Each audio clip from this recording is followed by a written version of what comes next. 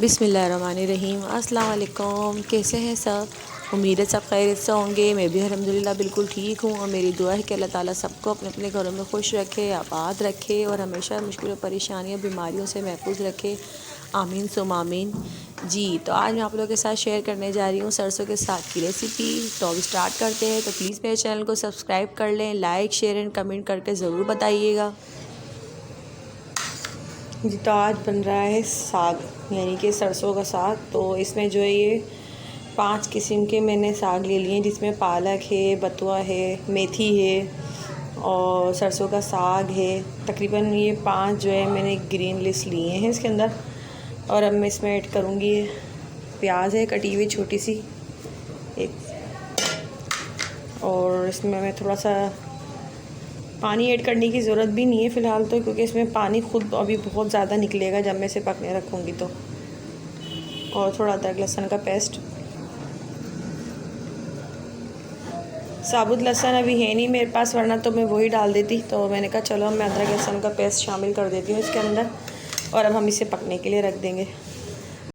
ये देखें, इसे मैंने पकने रख दिया और अभी इसमें देखें कितना पानी, मैंने कोई पानी ऐड ही नहीं करा अभी इसके अंदर ना। तो अब ये पकता रहेगा आहिस्ता आहिस्ता। जितना ही देर तक ये स्लो फ्लेम पे पकता रहेगा तो उतना ही ज़्यादा अच्छा इसका कलर आता है और टेस्ट आता है इसका। तो अभी बस अब ये पक रहा है, बाकी चीज़ें मैं इसमें बाद में ऐड करूँगी, फिर आपको दिखाती हूँ। तो यह आप लोग देख सकते हैं कितना प्यारा कलर आ गया है, यानी कि इसको पकते हुए तकरीबन कोई 1 घंटे से ज़्यादा हो चुका है, ताकि अच्छे तरीके से गल जाए। और बीच में मैंने इसमें जो है ना नमक और पिसी हुई लाल मिर्च शामिल कर दी थी, वो आप अपने टेस्ट के मुताबिक डाल लीजिएगा। और अब इसका जो पानी है ड्राई हो जाए, मैंने इसमें पानी बिल्कुल नहीं डाला था, इसका जो पानी है वो ड्राई हो जाए तो फिर मैं इसको इसी में घोटने की कोशिश करूँगी। आप चाहे तो इसको ब्लेंडर में ब्लेंड भी कर सकते हैं, लेकिन मैं कोशिश करूँगी कि मैं इसको ऐसे ही घोट लूँ। और फिर इसके बाद इसके अंदर हम बघार लगाएंगे। यहाँ मैं थोड़ी सी इसमें चिकन भी ऐड करूँगी। मैंने थोड़ी सी चिकन जो है अलग से बॉयल करके उसके रेशे कर लिए, ताकि थोड़ा अच्छा सा और टेस्ट आ जाए। वैसे आपकी मर्ज़ी है, आप चिकन ना भी डालें, डलती तो नहीं है, लेकिन मैं थोड़ा सा अच्छा टेस्ट करने के लिए कि ताकि बच्चे भी शौक़ से खाएं, इस वजह से इसमें चिकन ऐड करूँगी रेशा करके। अच्छा जी, तो आप यहाँ देख सकते हैं, पहले तो मैंने इसे हाथ से घोटने की कोशिश करी ना, लेकिन बहुत टाइम वेस्ट हो रहा था, क्योंकि ऑलरेडी बहुत ज़्यादा टाइम हो गया, खाने में लेट हो रहा है। तो मैंने जो इसको फिर थोड़ा सा ब्लेंडर में डाल के हल्का सा बस 1-2 चक्कर दिए हैं, ज़्यादा नहीं। तो आप ये देख सकते हैं, अगर आपके पास टाइम हो तो, यानी कि एकदम पतला भी नहीं हुआ है, बिल्कुल सही है। अगर आपके पास टाइम हो तो आप हाथ से भी कर सकते हैं। अब जो है ना मैं इसमें ये चिकन जो मैंने की है रेशा, उसको ऐड कर दूँगी। इससे बहुत ज़बरदस्त सा टेस्ट आ जाएगा ज़रा, क्योंकि आपको पता है बच्चों को खिलाना इतना आसान नहीं होता ये सब चीज़ें। तो इस वजह से मैंने अब ये देखिए, मैं इसको अच्छी तरीके से, आप जो है हाथ से अभी भी मैं इसको अच्छी तरीके से वो मिक्सिंग करूँगी। देखिए मैंने मिक्सिंग कर लिया। अब मैं जो है ना इसमें जो गंदम का चक्की का आटा होता है ना, वो मैं इसमें ऐड करती जाऊँगी। ये देखें, अभी मैंने 1 स्पून ऐड किया है और अब मैं इसकी मिक्सिंग कर रही हूँ, ताकि जो है गुठलियाँ भी ना बने। इससे ज़रा अच्छा सा लेस आ जाएगा। 3 से 4 टेबल स्पून आटे के जितने मुझे नीड होगी, बस मैं उतना ही ऐड करूँगी, ज़्यादा नहीं। अभी पहले मैं इस जो ये स्पून डाला है, इसको पहले अच्छी से मिक्सिंग कर लूँ। साग बन रहा है। उसे ना आगे बार बार मुझसे पूछ रहा है कि क्या बन रहा है मम्मा, आप क्या बना रही हो। जब किचन में खाना बन रहा होता है, हुसैन को पास पता नहीं क्या टेंशन लगी रहती है, आके पूछता रहता है बार बार कि शायद उसकी पसंद की कोई चीज़ बन रही है। आपकी भी वीडियो बनाऊँ?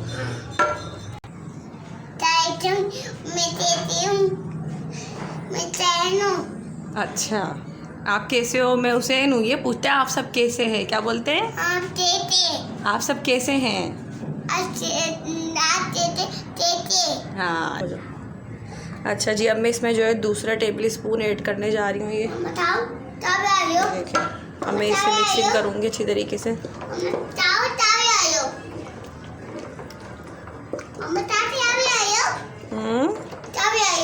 साग बना रही हूँ।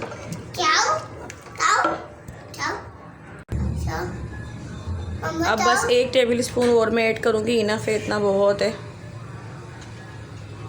ये देखिए, 1 टेबल स्पून और ऐड कर दिया। अब मैंने इसके अंदर पानी में मिक्सिंग करके अगर मैं डालती ना तो फिर वो एकदम पतला हो जाता, तो इस वजह से मैंने इस तरीके से करा है। और अब मैं इसे मिक्सिंग कर लूँगी अच्छी तरीके से। और अब जो है मैं इसमें भगार लगा के ना इसकी साग की भुनाई करूँगी, वो भी मैं आपको भी दिखाती हूँ।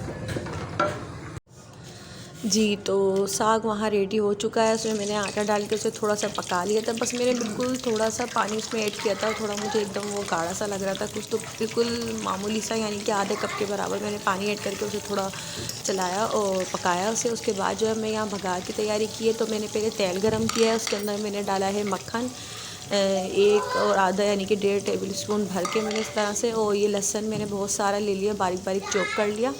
अच्छा, मक्खन डालते के साथ ही मैंने साथ ही लहसुन भी ऐड कर दिया। और अब इस लहसुन को जो है मैं ब्राउन करूँगी।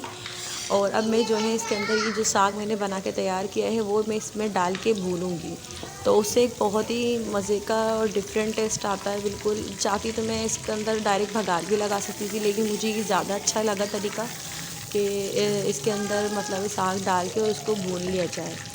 तो उम्मीद है आप लोगों को मेरी आज की रेसिपी पसंद आई होगी, तो प्लीज़ फ़ीडबैक ज़रूर दीजिएगा और प्लीज़ लाइक कर दें और कमेंट करके ज़रूर बताइएगा। और बहुत ही यम्मी साग बना था, यकीन करें इतना मज़े का बना था, बच्चों को भी बहुत पसंद आया था क्योंकि उसमें चिकन डालने से जो उसका फ्लेवर और इन्हेंस हो गया था।